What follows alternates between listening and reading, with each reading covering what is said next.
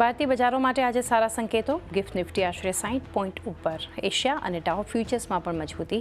તો ગઈકાલે મિશ્ર રહ્યા હતા અમેરિકાના બજાર, પરંતુ નવી ઊંચાઈ પર બંધ થયો S&P 500. અમેરિકી ટ્રેડિંગ ફર્મ જેન સ્ટ્રીટને મળી રાહત. 4,840 કરોડની રકમ ચૂકવ્યા બાદ સેબીએ વાયદામાં ટ્રેડિંગની આપી મંજૂરી, પરંતુ કંપનીએ કોઈપણ પ્રકારની ગડબડીને લઈ કરી સતર્ક. સ્ટોક એક્સચેન્જને જેન સ્ટ્રીટની ગતિવિધિઓ પર નજર રાખવા કહ્યું.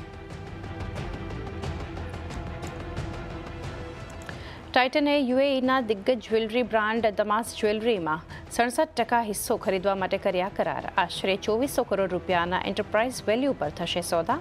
આવતા વર્ષે 31 જાન્યુઆરી સુધી સોદા પૂરી થવાની આશા. પહેલા ત્રિમાસિકમાં અનુમાનથી ઓછા રહ્યા હેવેલ્સના પરિણામ. નફો આશરે 14% ઘટ્યો. આવક અને એબિટામાં પણ ઘટાડો. માર્જિન્સ પર પડી 3%થી વધુની માર. ઇલેક્ટ્રિક, કન્ઝ્યુમર ડ્યુરેબલ અને લોઇડ કન્ઝ્યુમર બિઝનેસ સાથે સુસ્ત સમર સિઝનની અસર આવક પર રહી.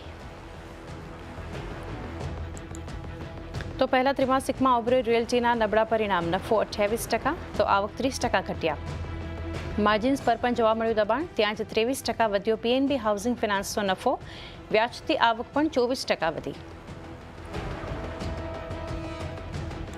બજાજ ફિનાન્સના MD અને CEO અનુપ સહાયે ખાનગી કારણોને લીધે આપ્યું રાજીનામું.